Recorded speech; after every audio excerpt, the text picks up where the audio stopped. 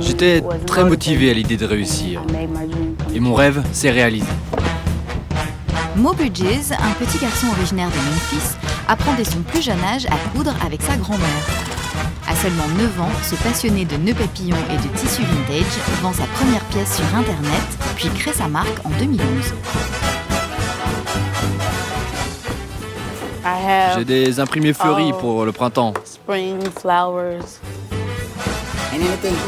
Tout ce qu'il nous apporte au magasin, nous le vendons parce qu'il est bon. Je n'avais encore jamais eu l'occasion de rencontrer un styliste de 12 ans jusqu'à ce que je le rencontre. Et il est sacrément doué. Ça, c'est l'une de mes meilleures ventes ici. En tout, je vends dans 12 magasins dans le sud du pays. Depuis 6 ans, le plus jeune chef d'entreprise américain est à la tête d'un business florissant. Une affaire qui se gère en famille. Mo est le boss de Mo's Bows. Mais moi, la maman, je suis la boss de Mo. Il dit qu'il ne voudra jamais travailler pour quiconque, alors on commence à construire les bases qui lui permettront d'être un entrepreneur et de créer des emplois non seulement pour lui-même, mais aussi pour d'autres personnes. Des plus grands magazines au plateau de télévision, Mo est aujourd'hui l'un des ados les plus influents d'Amérique. Well, sir, I normally just wear ties. Well, you should try something new this time, because let me tell you something about bow ties. Bow ties make you look good and they make you feel good. Alors on va terminer là-dessus. Vous voyez ce qu'il vous reste à faire. Avant votre réaction dans un instant, je présente mes camarades qui nous ont rejoints pendant le reportage. Aude, Bonjour. Luc, Bonjour. Bonjour. Salut les camarades. Salut. Je vous voyais sourire pendant que vous regardiez. Vous pensiez à quoi en fait? Sa chambre, ça m'a juste fait penser à ma chambre avant. C'est-à-dire Les cartons, les meubles, les tiroirs partout. Et il y en avait, je pense, sous le lit. Enfin, moi, j'ai regardé surtout ça, en fait. C'est la première chose que j'ai regardée. Et c'est... La réalité, finalement, de ce qu'on Ouais, c'est ça. Et ça commence souvent comme ça. Et c'est enthousiasmant dans cette étape. Ah ouais, parce que c'est le moment le plus drôle, je pense. Et c'est... Pourquoi? Moi, je sais pas, il y en a un peu partout, on se débrouille, c'est vraiment le système plus que D, quoi.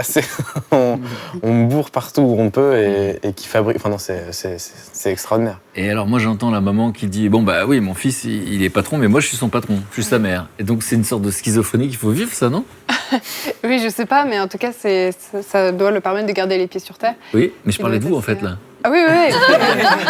C'est-à-dire que vous êtes un peu dans la même situation. Aujourd'hui, vous avez 18 ans, mais vous avez démarré à 15 ans, vous rencontrez le président de la République, etc. Mais au fond, et votre père qui vous dit « range ta chambre ». Oui, c'est ça. Et heureusement, d'ailleurs. Heureusement. Aude, on va parler de ce garçon donc, qui, à 9 ans, va créer des nœuds papillons. À 9 ans, c'est pas banal. Non, c'est pas banal. Et alors, ce sont des stars américaines qui l'ont inspiré. Luc a quelques photos, alors vous devez reconnaître Justin? Eh ben, je suis pas sûr de... Justin Bieber. D'accord, c'est lui donc. Et alors, attention, la deuxième, là c'est plus compliqué. Moi je les connaissais pas, j'avoue. Jonas Brothers. Moi non plus. Vous les connaissez? Jonas Brothers, c'est ça? Oui, Jonas Brothers. Voilà, on voit quand même qu'il y a une petite. Oui, parce que tu les connais, toi? Je lis Mickey et dans Mickey, on les voit. Ah voilà, exactement. Alors, donc c'est beaucoup les jeunes filles qui aiment ce copain, Brigitte. Donc tout est cohérent. Voilà. Et donc, évidemment, leur point commun, il n'est pas forcément musical, mais ils ont ce style un peu dandy chic avec soit des cravates, soit plus fréquemment des petits nœuds papes. Et donc lui, Mo, il adorait ça et ça lui rappelait son grand-père. Parce que son grand-père, il était toujours tiré à 4 épingles. Même pour aller manger au fast-food, il mettait son petit costume et ses petits nœuds papes. Donc il se dit à 9 ans, moi aussi, je vais porter des nœuds papes. Il part en quête de modèles et il trouve que des choses assez vieillottes. Comme Louis, en fait, quand vous allez créer les coques de téléphone parce que vous les trouvez moches sur le marché. Et là, c'est exactement la même idée.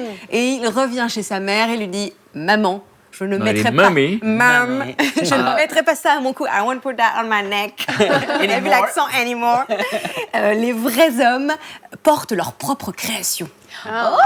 Et donc, à 9 ans... C'est lui qui crée ou c'est sa mère, du coup? Donc, à 9 ans, il se dit, je vais confectionner mes propres nœuds papes. Et c'est sa grand-mère, qui est couturière depuis 50 ans, qui lui apprend à coudre, qui lui prête sa première machine à coudre. Et qui lui en achète une assez rapidement parce qu'elle voit qu'il adore ça. En quelques semaines, il se confectionne 30 nœuds papes. qu'il porte pour aller à l'école. Et à l'école, ça devient la star du C'est le collège. Louis américain, en fait. Oui, c'est ton double. Et là, mais tous ces petits copains veulent porter les nœuds papes et il commence à faire du commerce comme ça. Il commence à vendre ses nœuds papillons à 9 ans. Et alors, précisément, on l'a vu dans le reportage, on dit que c'est une entreprise qui cartonne. Ça veut dire quoi? Alors, ça veut dire que, alors elle a 6 ans, cette entreprise maintenant, parce qu'il a 15 ans aujourd'hui. En 6 ans, il a vendu l'équivalent de 300 000 $ de nœuds papes. Donc, c'est 260 000 €. Hein. C'est quand même, pas de chiffre d'affaires, les recettes qu'il a. Je regarde le chef d'entreprise. C'est ça pas vous mal. parle? Ouais, ça me parle, ouais. Ouais, j'y connais pas. C'est énorme, ouais. Mais surtout s'il les fabrique lui-même, quoi. Oui, ils sont tous faits à la main. Seul, non? Ouais. Alors, aujourd'hui, il a 5 couturiers qui travaillent avec lui. En plus, il embauche. Oh là là. Et alors, il vend ça sur Internet. Il a un site, ça se vend aux États-Unis pour l'instant. Il a une dizaine de magasins de prêt-à-porter de luxe qui lui achètent ses modèles. De luxe, carrément. Ouais. Non, et là, ce qu'il espère, lui, aujourd'hui, c'est que des stars vont se mettre à porter ses créations. Et c'est vraiment... alors, évidemment, tu le disais, les États-Unis, c'est le pays... là-bas, les success stories de ce genre, évidemment, elles ont... Ils adorent, ils en raffolent. On adore ça. Donc, aujourd'hui, il fait tous les plateaux de télévision. Donc, on l'a vu chez Steve Harvey. Il est allé aussi chez Oprah Winfrey. Donc il a vraiment le vent en poupe, ce petit mot. Comme vous êtes sur le plateau télé, je réalise maintenant, c'est une mise en abîme, là. Et ça. donc, alors la grosse tête, Alors justement, comment Philippine a fait raison. sa famille pour pas qu'elle ait la grosse tête à 15 ans? Philippine a raison, vous avez bien vu, effectivement, il n'a pas l'air d'avoir la grosse tête. Et c'est sa maman qui l'aide à pas avoir la grosse tête, on le disait. Hein. Et alors attention, elle rigole pas. Hein. Là-bas, c'est extinction des feux à 8h30. Pourtant, il a 15 ans. Donc, Je le crois pas une seconde. Plus si jeune. À croyez 8h30. En tout cas, la maman, elle dit à 8h30. Est-ce que c'est pas juste pour la communication? Non, je crois qu'elle est assez. Elle a l'air d'être. La petite lampe de la machine à coudre. C'est ça, c'est pour ça que c'est pratique.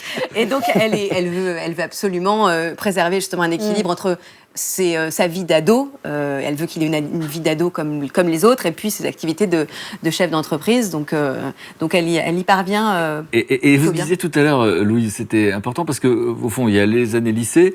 En même temps, il y a cette création d'entreprise. C'est très chronophage, ça prend beaucoup de temps. Et puis du temps pour la vraie vie, c'est-à-dire vous parlez de votre amoureuse, etc. Vous avez fait attention à ça aussi? Oui, mais alors moi, ça a été beaucoup plus compliqué à gérer puisque tout a été très soudain et donc j'ai pas eu le temps de me rendre compte que je sortais plus beaucoup, que je voyais plus grand monde. Vous avez été happé, quoi. Voilà, c'est ça. Et du coup, maintenant, je me rends compte que j'ai perdu pas mal de temps et peut-être de jeunesse. Certains disent que j'ai perdu ma jeunesse. Je dis non, je la vis juste autrement. Mais jamais trop tard. Voilà, j'en profite maintenant. Crise d'adolescence à la quarantaine. C'est super bien.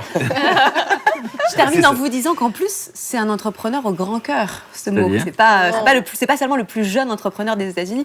Il a, par exemple, il y a quelques années, créé un nœud papillon dont les recettes ont été intégralement reversées au financement d'une colonie de vacances pour des jeunes défavorisés de sa région, de Memphis.